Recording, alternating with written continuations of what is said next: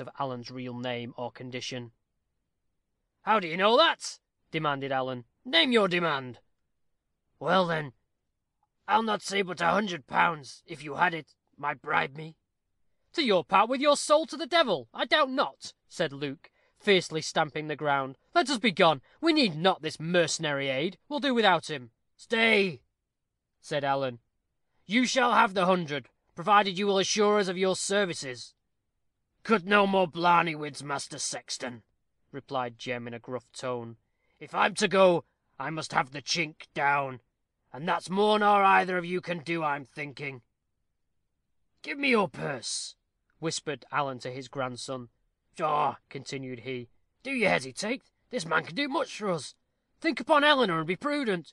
You cannot accomplish your task unaided." Taking the amount from the purse, he gave it to the ferryman, adding, "If we succeed, the sum shall be doubled. And now let us set out."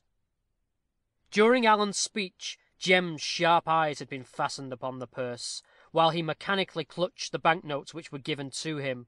He could not remove his gaze, but continued staring at the treasure before him, as if he would willingly, by force, have made it all his own. Alan saw the error he had committed in exposing the contents of the purse to the avaricious ferryman, and was about to restore it to Luke, when the bag was suddenly snatched from his grasp, and himself levelled by a blow upon the floor. Conkey Jem found the temptation irresistible. Knowing himself to be a match for both his companions, and imagining he was secure from interruption, he conceived the idea of making away with them, and possessing himself of their wealth. No sooner had he disposed of Alan than he assailed Luke, who met his charge halfway. With the vigour and alacrity of the latter the reader is already acquainted, but he was no match for the Herculean strength of the double-jointed ferryman, who, with the ferocity of the boar he so much resembled, thus furiously attacked him. Nevertheless, as may be imagined, he was not disposed to yield up his life tamely. He saw at once the villain's murderous intentions, and, well aware of his prodigious power, would not have risked a close struggle could he have avoided it. Snatching the eel spear from the wall, he had hurled it at the head of his adversary, but without effect. In the next instant he was locked in a clasp terrible as that of a polar bear. In spite of all his struggles, Luke was speedily hurled to the ground, and Jem, who had thrown himself upon him, was apparently searching about for some weapon to put a bloody termination to the conflict, when the trampling of a horse was heard at the door. 3 taps were repeated slowly, one after the other, and the call resounded from a whistle. "Damnation!" ejaculated Jem, gruffly. "Interrupted!" And he seemed irresolute, slightly altering his position on Luke's body. The moment was fortunate for Luke, and, in all probability, saved his life.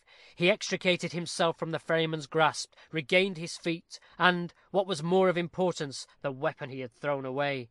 "Villain!" cried he, about to plunge the spear with all his force into his enemy's side, "you shall—" The whistle was again heard without. "Don't you hear that?" cried Jem. "'Tis Turpin's call." "Turpin!" echoed Luke, dropping the point of his weapon. "Unbar the door, you treacherous rascal, and admit him." "Well, say no more about it, Sir Luke," said Jem, fawningly. "I knows I owes you my life, and I thank you for it. Take back the lure. He should not have shown it me.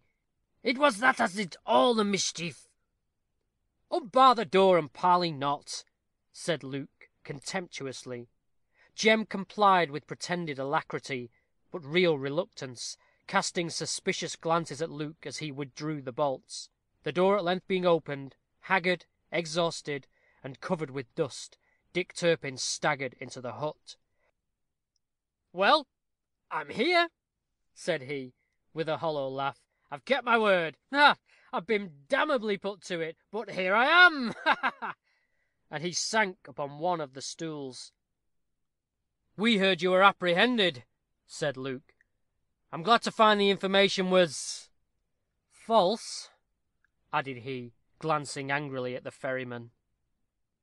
"Whoever told you that, told you a lie, Sir Luke," replied Dick.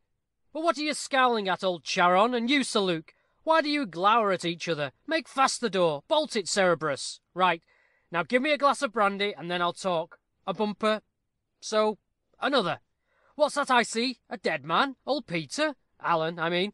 Has anything happened to him, that he has taken his measure there so quietly? Nothing, I trust, said Luke, stooping to raise up his grandsire.